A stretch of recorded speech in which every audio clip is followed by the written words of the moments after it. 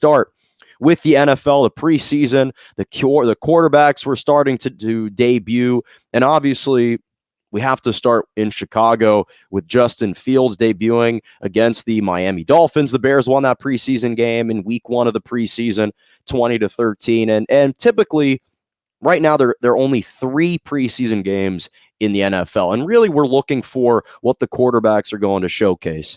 And in these games, really, the only types of quarterbacks that are going to be playing are either the high draft picks, the top draft picks in the NFL draft, younger and inexperienced quarterbacks, maybe veteran-laden teams, veteran quarterbacks. That's typically who we see. Now, I'm not suggesting that every preseason game is entirely reflective of who this quarterback's going to be, because that's not always the case. But it's typically the first opportunity that we have as fans, we as media members, to be able to assess and evaluate some of these guys. This is our first impression. And again, it's not a complete indicator of the success that they will have at that position, but it can be a pretty good indicator. Oftentimes, you look at Patrick Mahomes and the Chiefs. Well, he had a stellar preseason when he made his debut for the Chiefs a couple years ago. You look at Dak Prescott, the same thing with the Cowboys. He really shined and flourished in that initial preseason game. He became the week 1 starter. Right? Patrick Mahomes, it didn't take us very long to understand that he was going to eclipse Alex Smith as the starter for the Chiefs. So when I look now at Justin Fields, I've said this before, and I'll say this again. I said this before he was drafted. I said this after he was drafted. I believed that Justin Fields, and I still believe, he's the second best quarterback prospect in this draft. I still feel that now. I felt as strongly about it then as I do now. And it's not to suggest that I don't think that Zach Wilson will flourish. I wish him nothing but the best with the Jets. I want to see him thrive and succeed. But I thought it was a huge mistake for the Jets to not draft Justin Fields number 2 overall. I understood the 49ers taking Trey Lance. He's got tremendous upside. Okay, fine. I get it.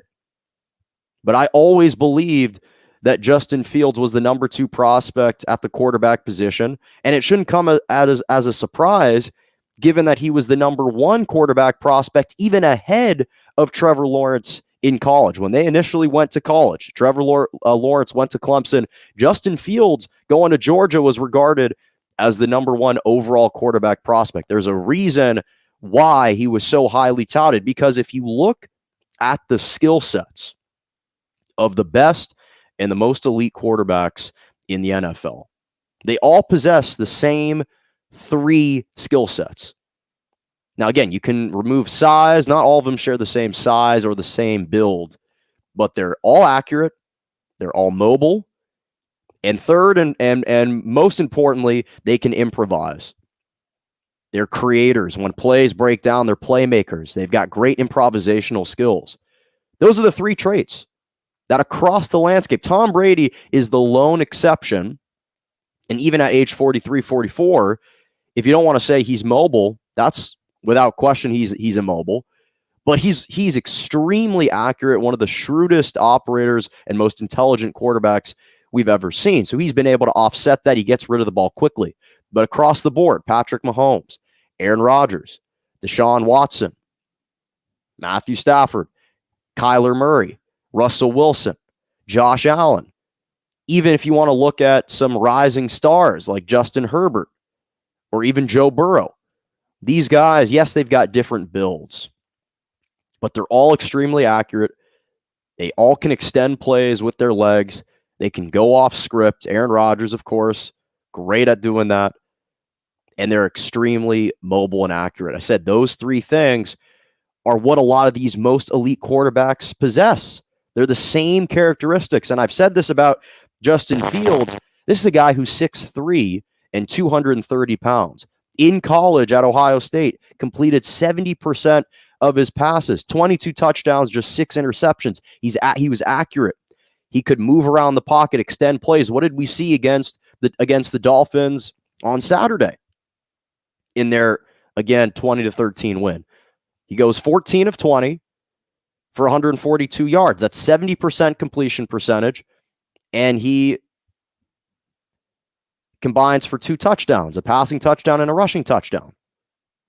This guy does everything that we think about when we're looking at ideal quarterbacks, especially in today's game. And when we look at the Chicago Bears and their history at the quarterback position, they've never truly had, before Justin Fields, a quarterback that was truly a franchise quarterback that possessed all the tangible and intangible traits to be a franchise quarterback. Jim McMahon, as great as he was really just a really good quarterback that heavily relied on a tremendous defense, one of the greatest defenses, a Hall of Fame running back in Walter Payton, and a Hall of Fame coach in Mike Ditka, which is what led them to winning that Super Bowl in 1986.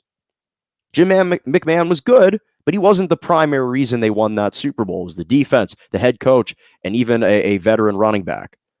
Jay Cutler had immense talent, huge arm, but he didn't possess the temperament or the character or the gravitas that the position required. He was pretty aloof, very arrogant, rubbed teammates the wrong way. So now you've got a kid in Justin Fields that most importantly possesses something that Jay Cutler didn't have and that Jim McMahon didn't have. Fields is extremely talented, so he's way more talented than Jim McMahon, and he possesses winning intangibles, which was something that Jay Cutler, quite frankly, didn't possess, or not nearly to the degree that they needed it to. And so this guy is not only immensely talented, he's intelligent, he's extremely mobile, he's accurate. Sure, he had some ball security issues that he can work on. He can improve on leading receivers in their routes. Those are all fair assessments, fair judgments about him. But this is a guy who's a leader in the locker room, especially at Ohio State. We saw that. He's got a strong work ethic. People respect him, so he can command a locker room. And again, he possesses those winning intangibles, which is something that you can't always teach. And so I believe that he will be the starter in week 1, because I think that the pressure that will amount and that will, the public outcry that will cascade down from the fans to Matt Nagy will just be too overwhelming and will boil over at some point. And unfortunately, I think this does mean that for Andy Dalton, who is a great individual, a high character, classy individual, he can win you some games, but there's an inherent ceiling with him. And unfortunately for him, I think if Justin Fields isn't going to start and isn't going to be the starter, it's going to force fans to have to resort to rooting against Andy Dalton and hoping that he struggles and hoping that he fails. And that's something you never want to see.